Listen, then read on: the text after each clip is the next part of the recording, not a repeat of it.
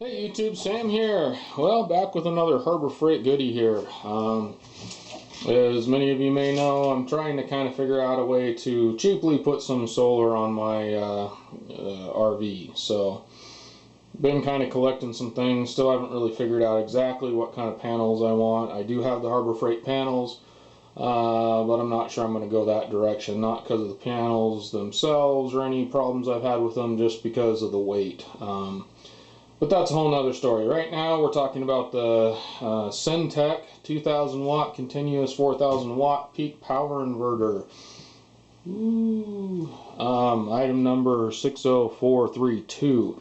I do believe this is a little bit newer version than the last version. I'm not positive about that, but some of the things about it make me, compared to some of the other videos I've watched and things I've seen, this one is a little bit different, but we'll go ahead and dig in the box and take a look.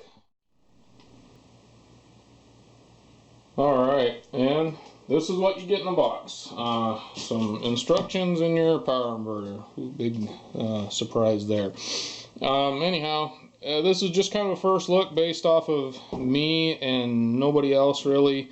As far as the way I'm looking at it, I don't know a whole lot about these things. The proof will be in whether or not it works for what I want it to work for, and I just got this, so I haven't had a chance to do a whole lot with it, but I thought I'd give you a first look, because a lot of people seem to like, you know, what people think right off the bat. So one thing I will say, and I have gone through this, I actually did open it up and put it back in the box. The shipping stuff was great. It was these on both sides of it here, and I don't think you'd have a whole lot of problems having this thing even joggled a bit, unless what's inside doesn't hold up to it. But the instructions, I gotta say, surprisingly, they are very good. I went through this from cover to cover pretty much, and there's a lot of good information here. I would highly recommend opening this up and reading pretty much everything. I mean, there isn't even a whole lot of warnings. There's a few warnings, which usually there's more warnings than anything else. But there really is a lot of good information in here, from different things you should and shouldn't hook up to this, from, you know, modified sine wave to sine wave, the differences between those, different electrical codes and markings and things like that for if you need that kind of stuff, the outputs and voltages, where stuff is, how to hook up the batteries to it. Really just a very decent set of instructions. And I didn't even notice a whole lot of misspellings. Not that I would notice misspelling, because I misspell everything anyway. But I gotta say, you know, I was pleasantly happy with this. As far as what came in the box, you know, it's got power level. You know, from what I can tell, that's just telling you if your power's on or off. It doesn't really show you if your battery's at a certain point or anything like that. That's yet to be seen, but that's just from stuff I've seen.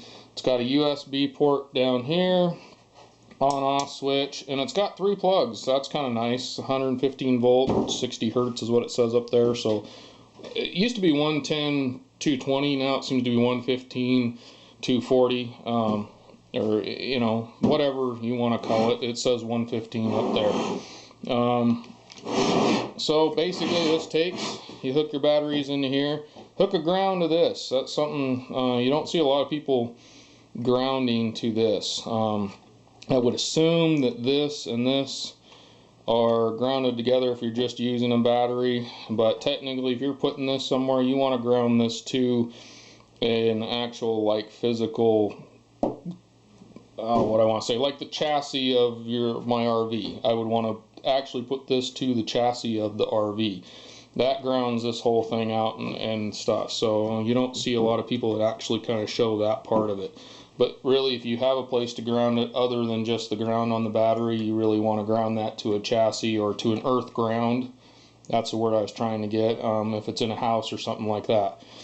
And then you got your positive and negative battery cables. I will say these are kind of chintzy, and I've heard that from other people, and I would agree that these are kind of, I don't know, I don't like the way this setup is because there's nothing to cover this up. We're definitely going to have to get something or tape that up or something. Something I do like about this one, yet again, I haven't tried it out, but according to what I've seen, the fans aren't on all the time. They go on and off, and they don't run all the time, which is something I was looking for. So we'll see how often they go on and off and how well this works. But I am pleasantly surprised with what I got, both in especially the instruction manual. That's the first owner's manual I've seen in probably decades that I've actually been sort of impressed with anything I've bought. And this seems like decent quality. I mean, it seems fairly sturdy. I don't know how flat the surface that is on is very flat or not, but it's a flat board, so I don't know if that's something in the product problem there. When I go to screw this down, that might be an issue. So I'll have to kind of take a look at that and see if something has been up for some reason somewhere, but it didn't look like there was any damage to it. I will address that as if the need arises sometime. But for now, I'm going to call this a pretty good buy. I actually got it. It was in one of my I think it was one of the ones they sent me in the mail, actually. So get on their mailing list, because I'm not one of the Harbor Freight where you club members or anything like that. I just get the regular stuff in the mail they send me. And quite honestly, from what I've seen, because I've seen some of the club member advertisements, I don't know if they're good enough to join the club or not. I haven't really decided that, and really I've been buying stuff there for a long time, and every time I think, I should do it, I don't end up deciding it's worth it. But this was it